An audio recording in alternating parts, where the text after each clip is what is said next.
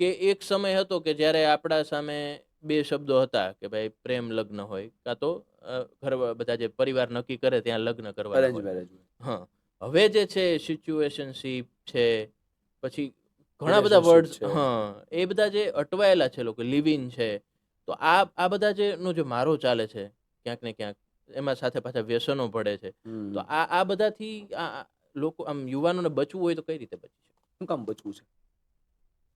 જરૂર શું છે બચવાની? હમ તમારા જીવન નિર્ણયો તમે જાતે લો. હમ રિલેશનશિપ દુનિયા માટે અલગ હશે, એ વ્યક્તિ તો બંને ખુશ છે. હમ સિચ્યુએશનશિપ દુનિયા માટે અલગ હશે, એના માટે તો એ ખુશ છે. હમ એક વસ્તુ સિદ્ધાંતને પકડજો, જી. અને આ સિદ્ધાંત બહુ જરૂરી છે. લવ છે ને, લવ એ ક્યારે એટ્રેક્શન નથી, લવ ક્યારે સેક્સ નથી, લવ ક્યારે જરૂરિયાત નથી. લવ લવ છે, પ્રેમ પ્રેમ છે. બિલકુલ. અને પ્રેમની ઉંમર કરિયરથી મોટી નથી. એટલે બહુ સૈદ્ધાંતિક રીતે સમજવું હોય તો સમજાય કે પ્રેમ કરિયરથી મોટો નથી. તમે ક્યારે સાંભળ્યું કે નવમા ધોરણમાં કોઈ છોકરો હોય એકદમ આમ કાળિયો કાળિયો હોય ને બહુ સુગરો દેખાતો હોય, દયા હોય, અને એને પ્રેમ થઈ ગયો? જોજો, બ્યુટીફુલ છોકરીઓને અને હેન્ડસમ છોકરાઓને પ્રેમ થાય. આવું કેમ? એટલે સિચ્યુએશન તમને ટ્રિગર કરે છે તમારે શું કરવું એ. આપણા માટે શું શ્રેષ્ઠ હોઈ શકે આપણા સિવાય કોઈ જાણે નહીં. કદાચ આપણને એવું લાગતું આપણા માટે શ્રેષ્ઠ છે, આપણા માટે શ્રેષ્ઠ ના હોય, તો સમય સંજોગ સ્થિતિના આધાર ઉપર સારા વ્યક્તિનું માર્ગદર્શન લેવું જોઈએ, અને તમને સપોર્ટ કરે એમ તમારે આગળ વધવું જોઈએ.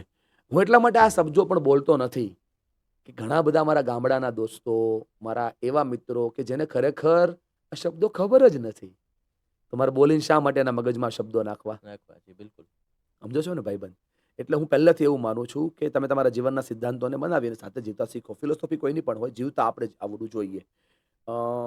થોડા સમય પહેલાની જ વાત છે, એક પ્રોગ્રામમાં હતો અને 8મા ધોરણના દીકરાના મમ્મી મને આવીને કહે છે કે આ છે ને બહુ ડિપ્રેસ રહે છે. 8મા ધોરણમાં ભણતું બાળક, એની મમ્મી એવું કહે છે કે આ બહુ ડિપ્રેસ રહે છે. મેં કીધું બરાબર છે બેન, ડિપ્રેશનનો મતલબ શું થાય બેન? બોલે એકલો એકલો રે, હતાશ રે. એકલા રહેવું તો એકાંત કહેવાય, અલોન કહેવાય. એને આ ડિપ્રેશનનો મતલબ શું એમ? એ કે એ મને નથી ખબર. સમજાય છે હું કહેવા માંગુ છું? આ તો 8મા ધોરણના બાળકની વાત કરી. એક સ્કૂલમાં મારો પ્રોગ્રામ હતો અને એક મમ્મી એના દીકરીને લઈને આવ્યા. દીકરી મતલબ બહુ બ્યુટીફુલ, મસ્ત દીકરી, એન્જલ જેવી દીકરી, અને લગભગ એ બીજું ભણતી હતી એટલે એની ઉંમર 8 વર્ષની હોય. એ મને એવું કહે છે કે આ છે ને બહુ એરોગન્સ છે, આ બહુ એરોગન્સથી વાત કરે છે. અચ્છા બેન. પછી એ ફ્રસ્ટ્રેટ થઈ જાય છે. અચ્છા બેન. પછી છે ને આને છે ને મનની અંદર આમ બહુ બધા ખરાબ વિચારો આવે છે. ઓકે બેન, તમને કોણે કીધું? મને એવું લાગે છે. અચ્છા. મને એવું લાગે છે. મેં કીધું બેન, આ 3 શબ્દોના અર્થ આ દીકરીને ખબર નથી. ડિપ્રેશન કોને કહેવાય, ફ્રસ્ટ્રેશન કોને કહેવાય, અલોનનેસ કોને? બીજા ધોરણના બાળક માટે અલોનનેસ આ સોફિસ્ટિક વ્યક્તિઓને ના સમજાવવું જોઈએ. એટલે તમારા સવાલને મેં એવું કીધું કે જીવન એનું છે ને જીવવા દો. એ અટકશે ને તો ઊભા થશે યાર, એને પડવા તો દો. એકવાર પડવાની મજા લેવા દો તો એ પાછા ઊભા થવાની મજા લઈ શકશે. Life is game, life is race, life is easy, life is beautiful, life is over, બધી વાતું, લાઈફ ઇઝ લાઈફ. તો જે મરી ગયા હોય ને એને પૂછો ને, એના પરિવારને વિદાય લીધી હોય એને, કે જીવનનું કિંમત હું તમને સમજાય જાય યાર. આ તો ઇઝીલી છે ને એટલે આમ એન્જોય કરીએ છીએ. સમજવાનો વિષય છે. બહુ બધું ચાલી રહ્યું છે દુનિયામાં, બહુ બધી વસ્તુઓ નકામી ચાલી રહી છે, જેના ઉપર ફેરફાર કરવાની સૌથી વધારે જરૂર છે. અમે સાંભળી ના શકીએ ને એવું પણ અમારી યારે બને છે ભાઈ.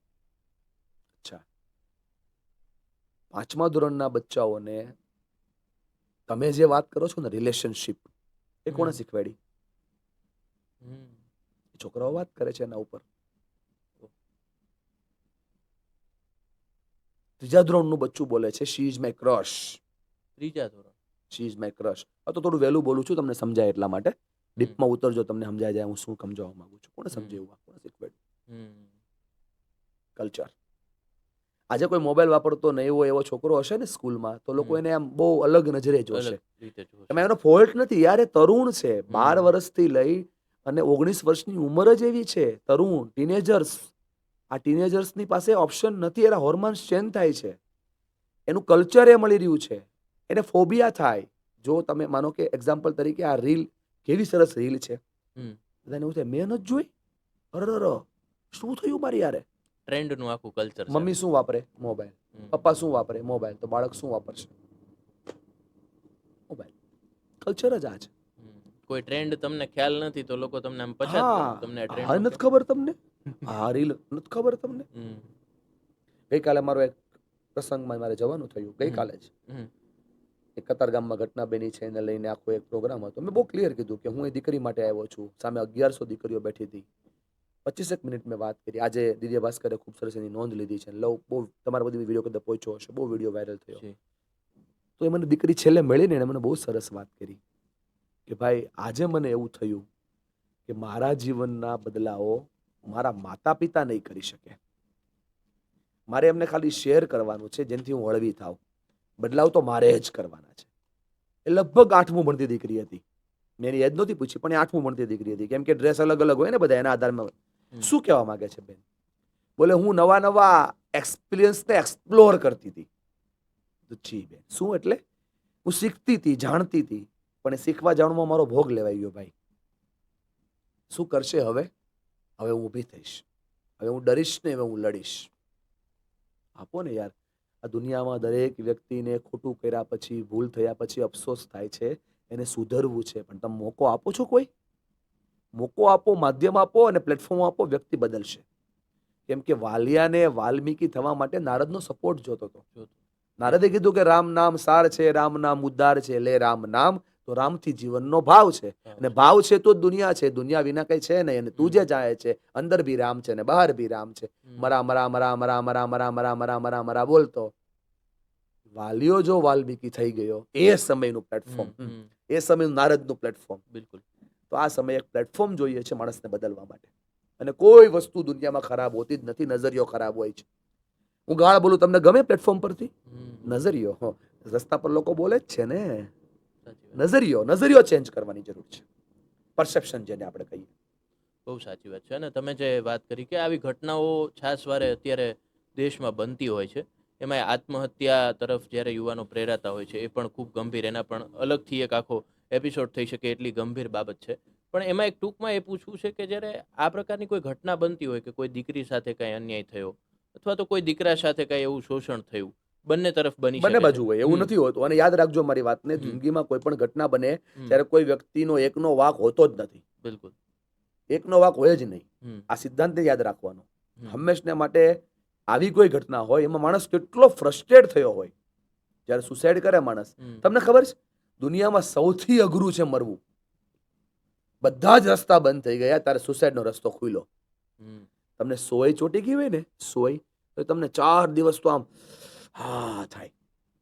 અચાનક જતા ખાલી વરસાદનો છાંટો લોકો એન્જોય કરતા હોય, આંખમાં વાગે ને તો એ આપણને 10 મિનિટ દુખે સાહેબ. તો માણસને મરવા માટે કેટલા સિદ્ધાંતો વાપરવા પડ્યા હોય. એને કેટલી બધી તાકાતને ભેગી કરી હોય ત્યારે માણસ મર્યો હોય. ઓપ્શન ના હોય. એ ખાલી ના થયો ને એટલે ખતમ થયો. ખાલી થયો તો ખુલી ગયો હોત. તો પણ એ ખાલી થવાનું બે જ જગ્યા, માનો ખોળો, બાપનો ખભો, બીજી કોઈ જગ્યા નહીં. બાકી બધે ફાયદો ઉઠાવેલો. બે જ જગ્યા. અને જો એની પાસે બે જગ્યા ના હોય, પ્રતિક રૂપે બે જગ્યા. મા તરીકે જો માતૃત્વ મળતું એવી વ્યક્તિ અને બાપ તરીકે પિતૃત્વ મળતું એવી વ્યક્તિ. અઘરું છે પણ સ્વીકારવું પડશે.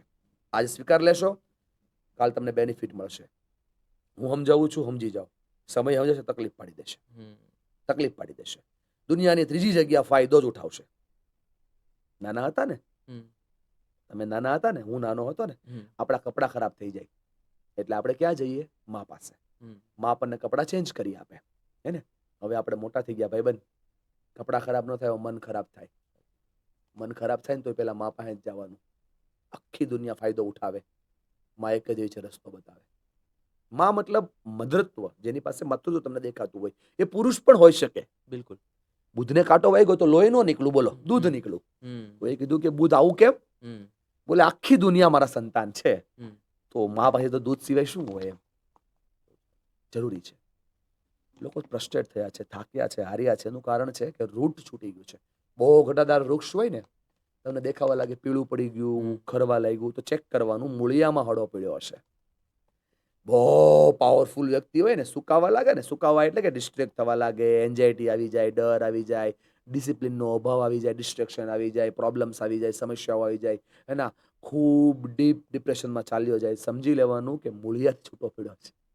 મૂળિયા એટલે મા બાપ, રૂટ એટલે ફેમિલી. કોઈ જોઈન્ટ ફેમિલીની અંદર હસબન્ડ વાઈફનો ઝઘડો થાય ને તો માતા પિતા સંભાળી લે, હમ, દિયર સંભાળી લે, હમ, મોટી બેન સંભાળી લે, હમ. ફુવા સંભાળી લે, ફઈ સંભાળી લે. સંભાળી લે. સંભાળી લે ને એટલે સંબંધ સચવાઈ જાય. અને સંભાળી લેના બદલે જો સંભાળવાનું બંધ થાય અને પછી એ શરૂ થાય કે જ્યાં સંભાળવાનું ન હોય પણ સવારવાનું હોય, ધંધાઓ પૂરા થાય, સંબંધો પૂરા થાય, પરિવારો પૂરા થાય. સંબંધ થોડો સાચવવાનો હોય, એ તો નિખારવાનો હોય. એમ હમ. લોકો બોલે છે ને, નહીં, હમ, સંબંધ સાચવવાનો જ હોય. નિખારવું તો એ પડે જે બરાબર ના હોય. બિલકુલ. સમજો છો ને? તમે પહેલા કંઈક શરૂઆતમાં બહુ સરસ વાત બોલ્યા સંબંધોને હમ, લઈને. એ આને બંધ બેસતું માળખું છે. જી, બિલકુલ. કોઈ સંબંધ એવો હોય નહીં કે જે સંબંધ રીતે ચાલતો હોય. સાચવવું જ પડે. સાચવો તો જ સંબંધ કહેવાય. હમ, હેન્ડલ વિથ કેર લખ્યું હોય ને, તો ખબર જ છે કે આજની વસ્તુ છે. સંબંધ બી એવો જ છે.